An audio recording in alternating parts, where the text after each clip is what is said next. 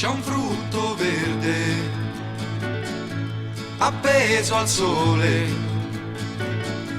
nelle foreste a primavera sbocciano viole, profuma già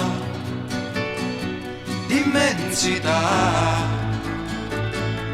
e con il tempo ma lentamente maturerà. C'è un frutto verde appeso al sole e mille strade come la rete di un pescatore catturerà la libertà, questa prigione che costruisce l'umanità.